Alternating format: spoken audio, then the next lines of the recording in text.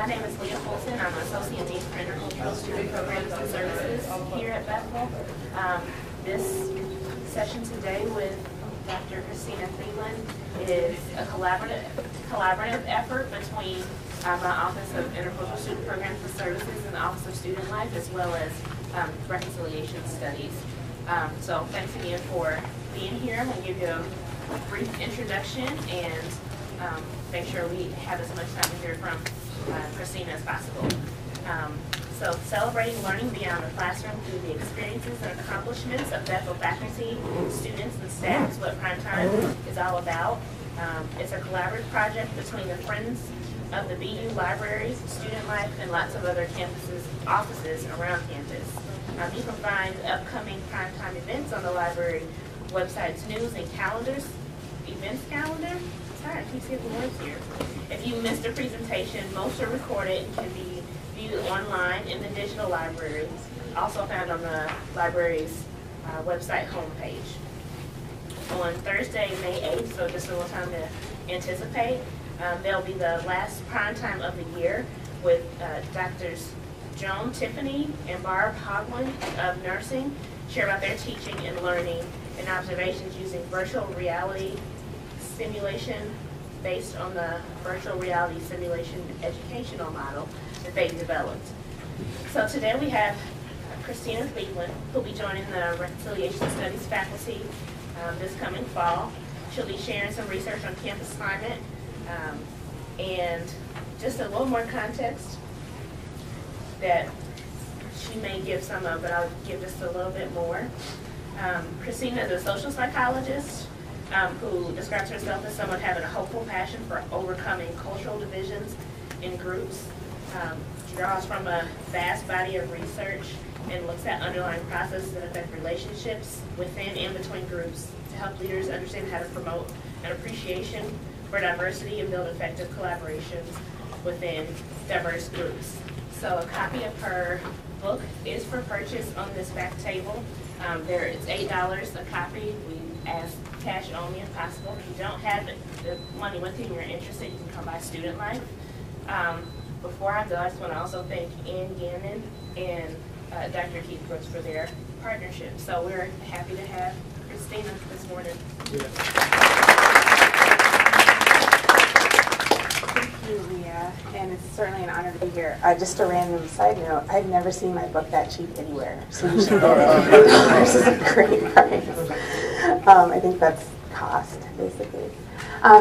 So we only have a few minutes, and I'm going to just dive right in. I'm going to be talking this morning, really just getting a conversation started, because we can't really tackle the issue of campus climate in the midst of diversity in 35 minutes, but hopefully I'll throw out some ideas, and there can be some ongoing conversation in different departments and areas on this campus.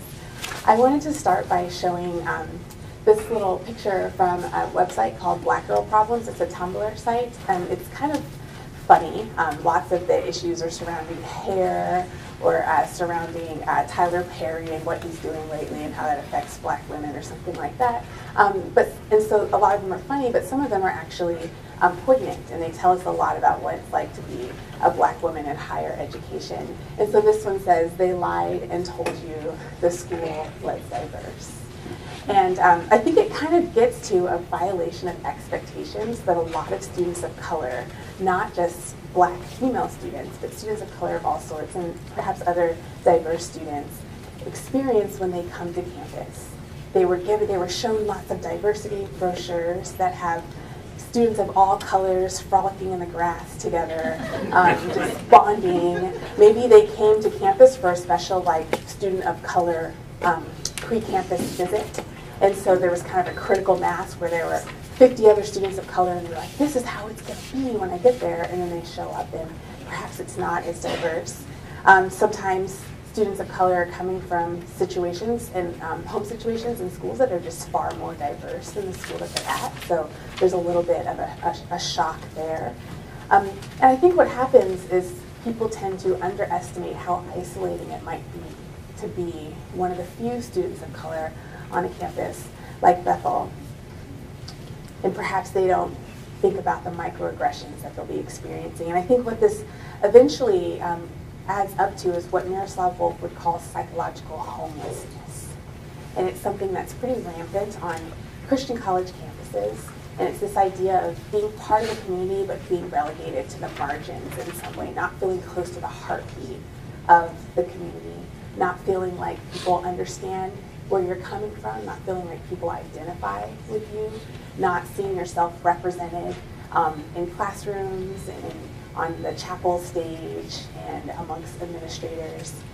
And it can be a haunting, painful feeling that's very, very, very difficult to name.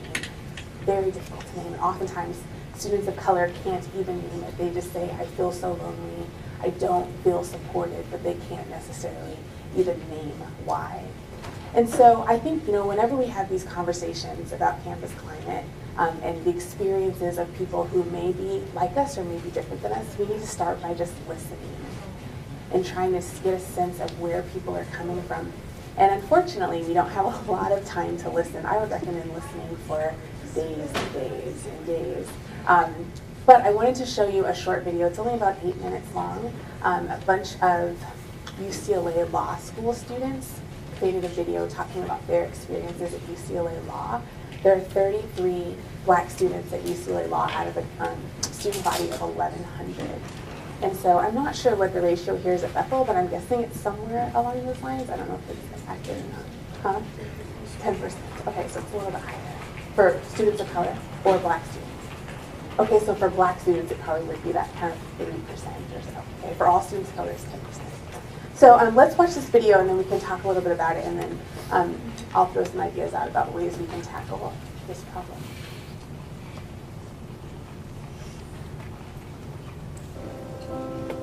The awareness campaign. I agreed to participate in the awareness campaign because I am so tired of being on this campus every day and having to plead my humanity, essentially, to other students. I feel like an outsider constantly, and I don't feel like at my own school I can solely focus on being a student. And it feels like I'm in another country, European country actually, but actually, like, I don't know, it feels like there's a lot of pressure on me to do well, which I don't necessarily mind, but it's hard. Being in class as the only black woman was really hard. It feels isolating, it feels horrible, it feels like there's a lot of pressure, a lot of weight. It feels like I don't belong. It feels like unwelcoming and hostile.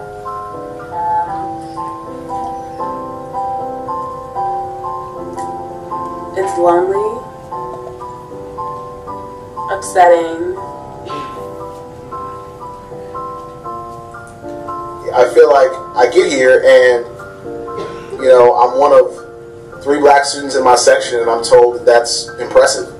And I get here and I'm told that I'm one of 11 black students in my class, and that's impressive. And I wasn't impressed. People at our school are a reflection of society, and society still, unfortunately, people in society still suffer from thinking about other people along the lines of mental constructs from the colonial era. And even if it's not in a way that's obvious, like, I think this person is less intelligent because they have this skin color, there's a lot of underlying assumptions about other people because of what they look like.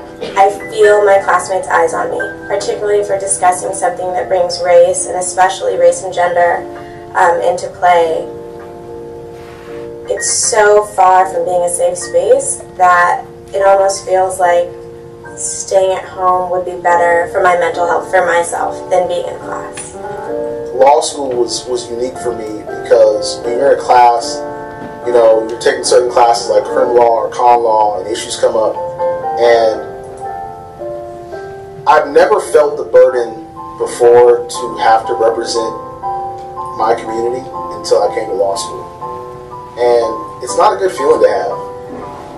It feels like a lot of pressure, for one, being like the one person from my neighborhood, which is a predominantly black neighborhood, that went to college and let alone law school, it's like I kind of have to prove myself for the whole black community as well as represent the whole black community for the rest of the majority of the school that isn't black.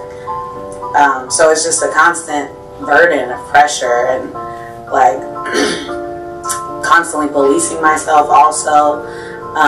Just being aware of what I say and how it can be interpreted, because I essentially am like the representation of the black community. I had a teacher my first semester who had a lot of views that I didn't agree with, especially when it came to gender issues. And I started to feel like I was the only person who was really talking in class and speaking up about those issues. And at one point in the semester, I really felt like people just stopped listening to me because I kind of got written off as a little too aggressive, a little too mouthy. And I felt like the fact that I was a black woman really it played a lot into why people stopped listening to me. And I felt like if there were maybe more black women in the class, maybe just 5 of us, people could have seen more of a variation in our responses to what was going on in class and what I felt like was sexism in the classroom. You know, maybe I could have not been the angry black woman, but I maybe would have been the kind of moderately angry black woman, and then we had a nice black woman, then we had if there was some more of us, more variation, I think it would have been just good for the classroom environment and good for me because I wouldn't have felt like I had to always be speaking up, feeling the need to speak up, but then also feeling the need to not want to speak up because I felt like people weren't listening to me, and I also felt like the institution and the professor was policing me in these ways to kind of keep me quiet. In terms of just being able to find that confidence to just speak out, I think for one thing, and whether or not my fellow classmates think it's quite annoying that I do this or not, to be honest with you, I really don't care.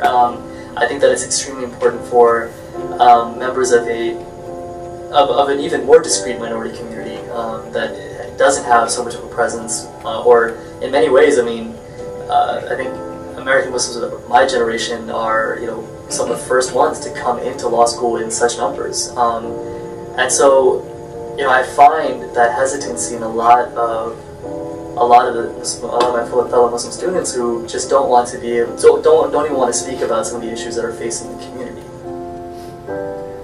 I'm in a room of 80 people, just sitting by myself, and everywhere I look, no one can help me. No one can jump in.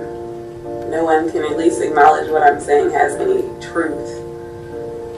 Obviously, I think in terms of minority representation in the legal classroom setting, or just campus in general, it's absolutely vital, because obviously the law is something that's intimately involved with people's stories and with people's lives and how they're able to interact with one another. They're able to sort of be able to protect themselves from abuse of power. And one thing that is lacking often is the perspective of minority groups who have actually sort of lived the reality. I think if I could look around my classroom and see faces that I identified with, I wouldn't feel so alone. I wouldn't feel so afraid being there. I feel being a student of color on campus, I feel a great deal of responsibility, whether it's seeking support systems that other people don't have to seek out, whether it's being extremely involved in order to feel invested at a school that I go to. It's a lot of energy that I expend that I feel like the average classmate doesn't have to do, because they don't have to try and create space for themselves on campus or create space for future Black students.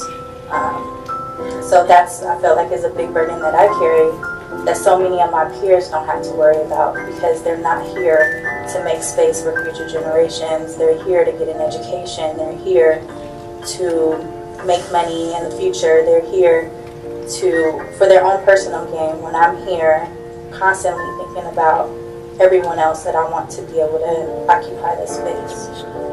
I think oftentimes when you talk about diversity on campus, it turns into a political or ideological debate. forget who it's really about. You forget the people. You forget what it's like on the ground, and no one pays attention to the 33. It's just their ideology.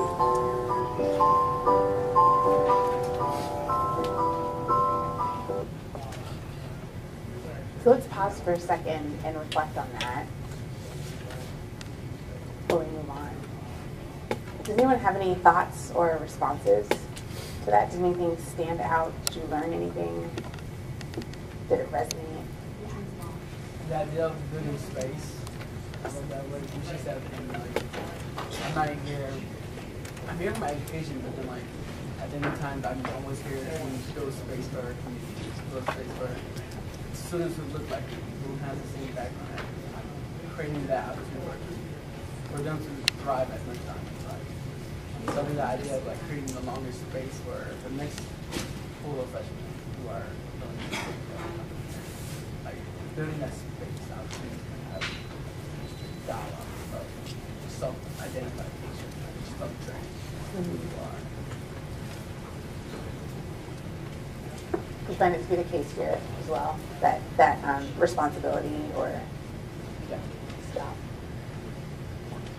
It seemed to me that the speakers had a feeling that the majority students who were their classmates were not trying to form friendships or bonds or whatever. I don't know, maybe that's the nature of lawyers, but I suspect that, you know, out of that many people, that it seems kind of startling to me that they had this sense that no one's coming alongside of me to just want to get to know me, to know who I am as an individual. Yeah, what I find very, very fascinating about the whole discussion is the historical processes or the social conditions that led them to arrive at this particular situation. Because interestingly, when you look around the world, you find out that some Europeans too have really treated some Europeans treated other Europeans like trash. And then sometimes you have situations where minorities treat other minorities like trash. I have experienced that in my life. I just came back from Nigeria. So when I see this, I'm always interested, what are the historical processes that make one human being to dehumanize the other? Is it their religion? Is it their level of education? Is it their income or whatever? And in this respect, all over the world when I travel to Guatemala, I see that. And it scares me very much because it's almost like people have their books. They have written people who are human in it. And if you happen not to be one of those people, you're going to be discarded. So in this case, it's about students in a college situation. But I can imagine myself being among minority people, being among some people in northern Nigeria and be treated like trash. And then I have to ask myself, is it just about my race? Is it about my religion? Is it about my ethnicity or what? So the questions become really, really very deep in my soul. Like I want to figure out, I want to reach that place where what makes one human being treat another human being like trash. Yeah, I mean, this conversation could easily happen amongst churches or in organizations, lots of settings. I think part of the concern too is the power discrepancy, or just even the representation. Like there's just an extreme minority and then a big majority group, and usually that power dynamic sets up for. Well, if you're in the majority, you can safely or easily almost ignore the minority. But if you're in the minority, you have to engage. You have to figure out the majority. You know, so if you're in the minority, you don't have that luxury that you have when you're in the majority. You don't have that majority privilege. I mean, I heard a lot. I wrote down some of the words in the stories, and I hear the words weight, burden, pressure, and so I think I hear those coming from different places. So some are like self-protective, some are feeling responsibility for the next generation, but all of those things also I noticed. I mean, those are in addition to just trying to be a student or just trying to learn. So in a very rigorous environment. Yeah.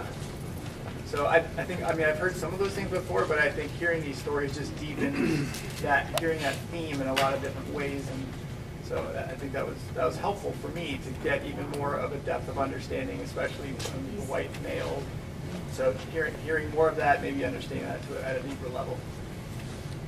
We have one more hand.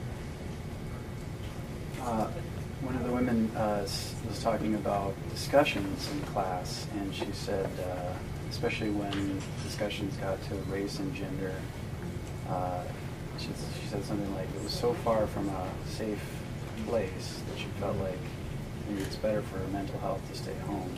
And that struck me. As an instructor, I'd like to create safe spaces. Yeah. Any other thoughts? I was just thinking, I also heard someone talking about the space and the sense of, not the space itself, not reflecting diversity in some kind of ways, and how that can be done regardless of how many people are in the room, how, I'm just thinking myself and how others can create diversity within our space, within our visuals and what we show. That, that's one way of trying to create a space that reflects, really a global environment that reflects more than one particular majority.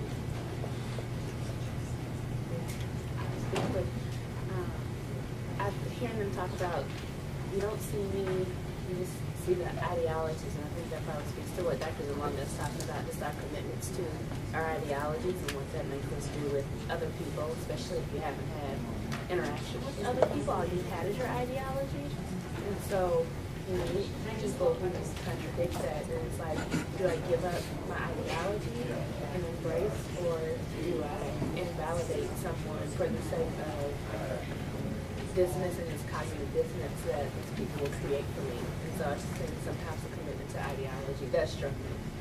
Yeah, particularly when you've been engaging in a homogenous situation, and so you don't have those personal stories that disrupt your ideology. Yeah.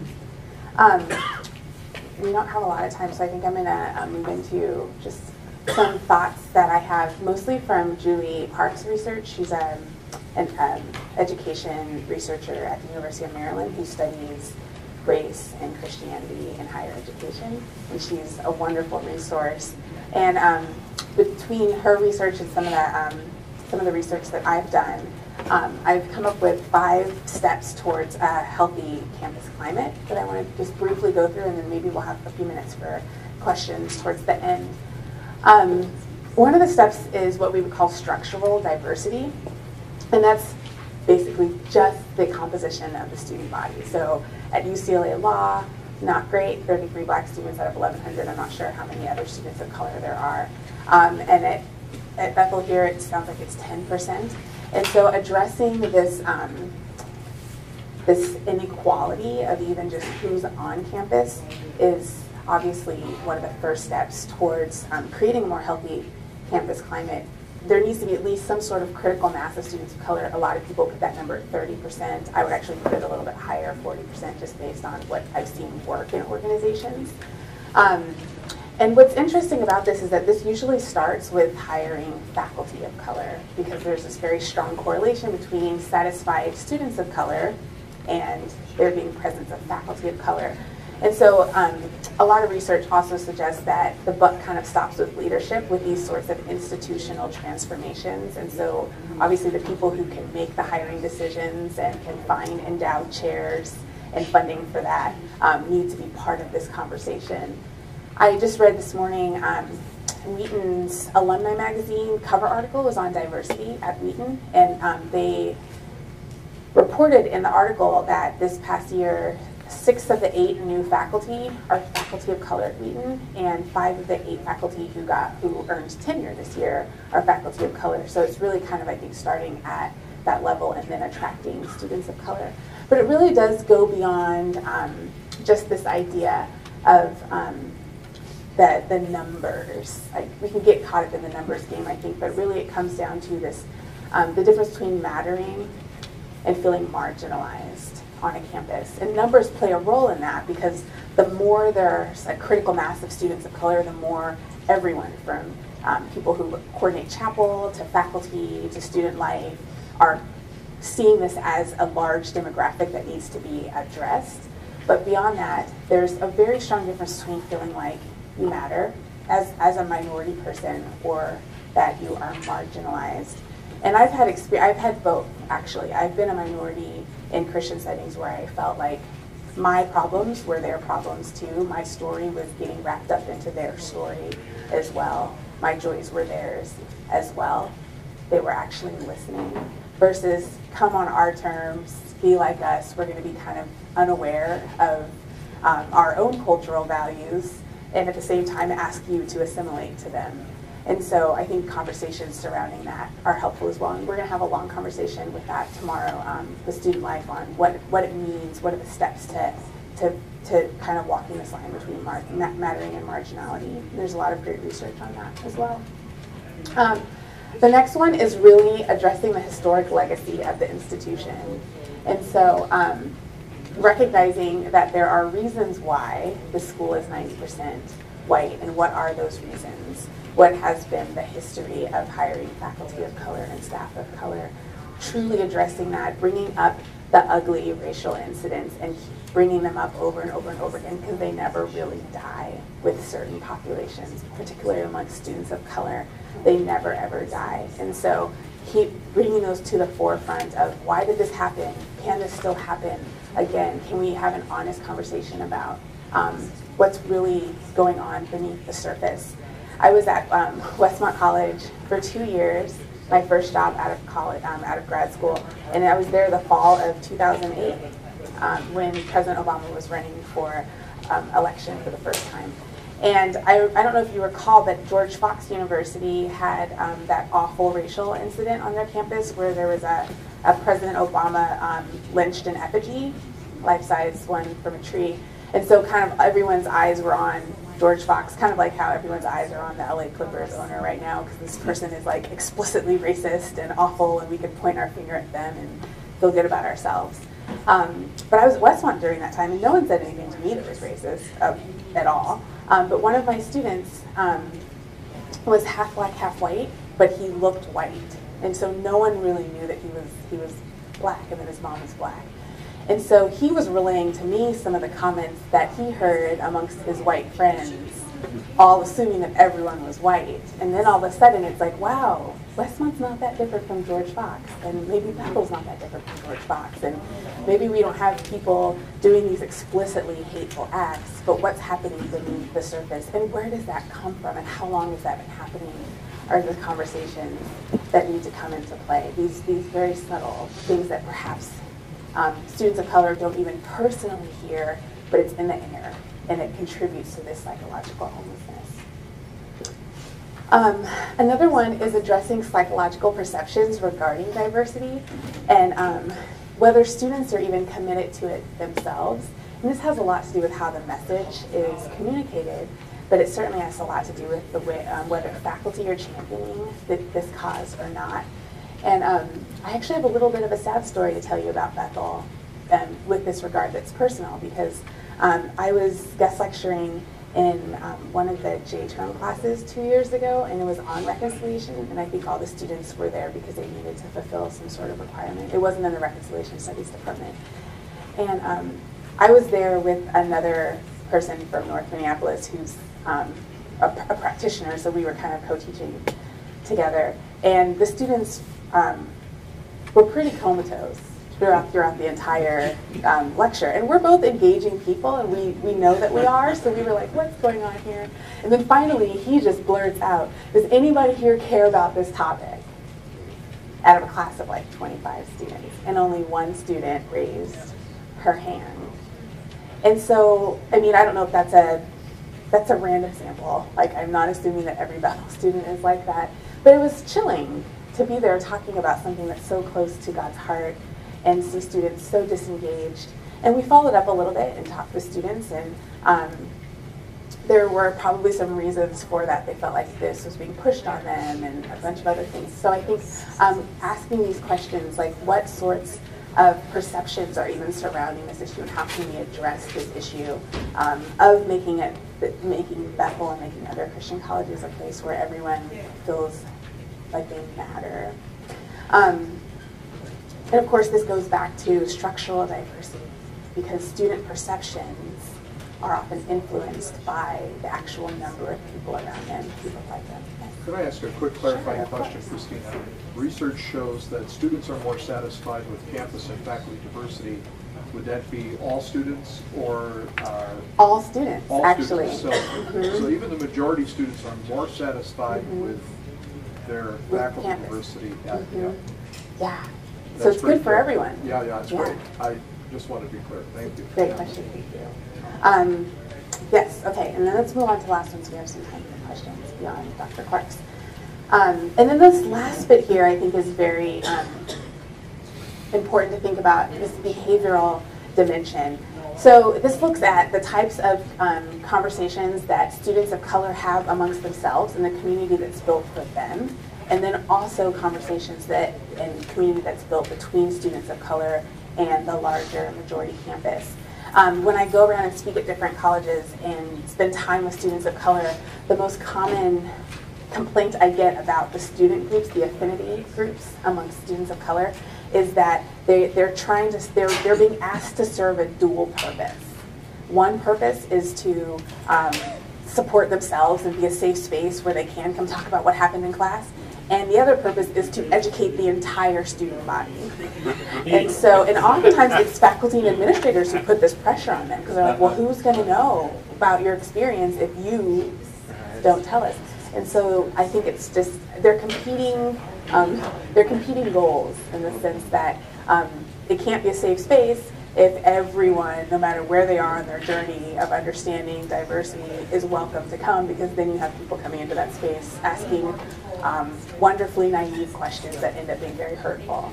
And so balancing that and deciding, okay, maybe we can have two different groups. One that is focused on being a safe space, and another one that is going to be much more diverse. It's going to have a lot more faculty and staff leadership involved that's aimed at communicating this message.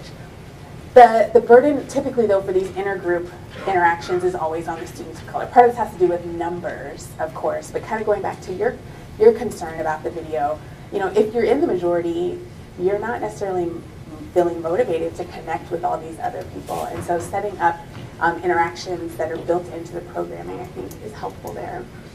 And cross-racial interaction, of course, statistically it makes sense, is highest at the most racially diverse campuses, of course. So it keeps going back to the structural diversity. And then lastly, what's needed, and this is where I love being a follower of Christ and I love working within Christian settings, is that whether we are practicing this or not, we certainly have the theology for it. And you can constantly go back to that.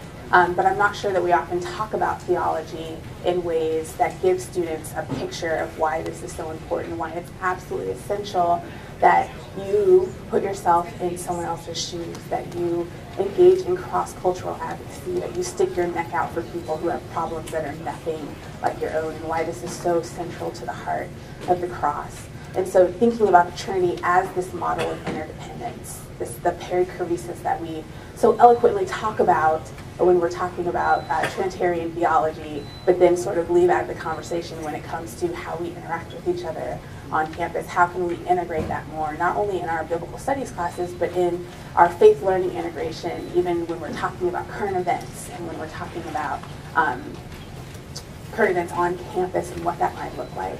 And then, of course, talking about the incarnation as the beginning of cross-cultural relationships, and the fact that Jesus not only came to earth, but then even while he was on earth as a Jewish male, upwardly mobile person, was constantly engaging in cross-cultural interactions that were honoring to others and costly to himself. And what does that look like for us to do this as a community?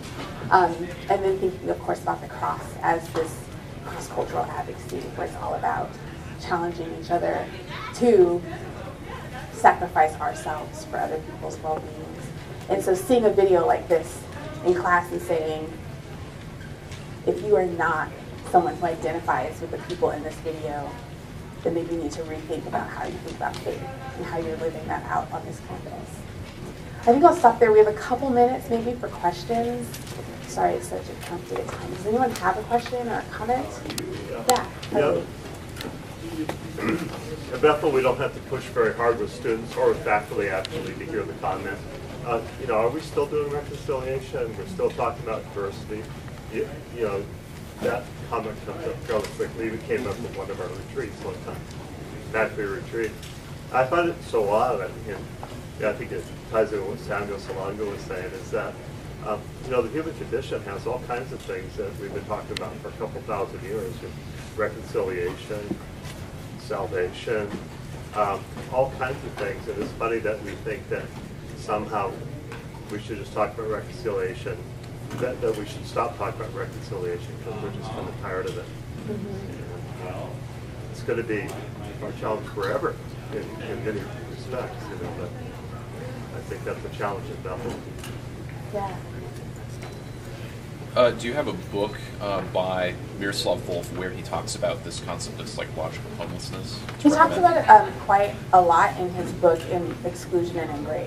Okay. Yeah. Thanks. And actually, I have some resources up here too that I read. I thought I heard you use the word microaggression. Did you give a couple of 3 examples of that? Sure. So microaggressions, just to define it really quickly, are the subtle things that people say to you that might not hurt by themselves, but it's like a paper cut, but they add up and they end up being very injurious. A great example, I was at Houghton College in March, and one of the students there is half black, half white, and she said that 2-3 times a week, her first year at Houghton, students would come up to her and say, "What are you?" That is a great example of a microaggression. And you can kind of slough it off once or twice, but then over and over and over again, when every person in your community is looking at you, asking, "What are you?" first of all, implying that you don't have a group to which you belong, and you definitely don't belong here. Very, very, very painful. I think that's it's a common experience, particularly for biracial students. Yeah, 2 comments. One is, if we're going to achieve this, what role is the market going to play? Because we are not a Christian society trying to practice market economy. We are a market economy trying to be Christians in it. This is the reality of what exists in this country. Now, our leaders in this institution can desire to do whatever they want to do. But when you look at the data, even churches, sometimes when they realize that, they know the truth. They can preach on the pulpit, but there are consequences. Yes. There are financial, there are political. There are tons of research studies that indicate that. So to me, it's good to talk about this, but don't you know the market? And people fear the God of the market and the God of Abraham, Isaac, and Jacob. Because the God of Abraham, Isaac, and Jacob is patient. People can insult him and go home. I have seen a lot of people insult him on TV. They go home and sleep. But the God of the market, you offend him? Oh my God, the consequences is immediate. It is punitive. And that's why we tend to fear the God of the market. Second, the person of God. There's a book by Frozie and Bader at Baylor University, which is, the title of the book is America's 4 Gods. Rosie and Bader's concern was not whether God exists or not. No, God exists. They said the real war in America isn't between atheists and believers. It's among believers about the conception of God. There are 4 different conceptions of God. The 2 central arguments they made in the book was that if they can predict which 4 conceptions of God you are inclined to, they can predict your position on other political issues. Second, which conception of God you gravitate towards depends on your past social experiences. Very complex argument there. So my point here is that Christians talk about God, but sociologists would go and ask them, "Oh, what do you mean by God? Who is God to you?" And when you do that, try to do that in your church, you're going to find out that people have a variety of thinking about God. And what matters really, really very much at the end of the day, it's not the fine theological definition of who God is, but the one that I believe and the one that informs my social action. So then this becomes really a very complicated discussion. My feeling is that theologians don't want to go there because it's really a very complicated discussion, and theologians often would like to come up with very fine statements about some of these things.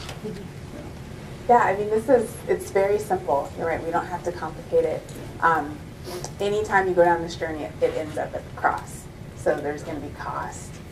And it really, that's why I said leadership is so important, and all the research shows that in this sort of transformational change, you need a leader who's a visionary, who's willing to say, I don't care what it costs me personally, I don't care what it costs this community. Sometimes we can idolize community, but we want to be about the family of God, and we'll do whatever it takes to be there. And I've never seen a Christian college take that journey, really, but I've seen churches do it, and even large churches, mega churches, and maybe 25% of the people leave, and they end up having to fire or encourage people to seek jobs elsewhere, but no one ever regrets it.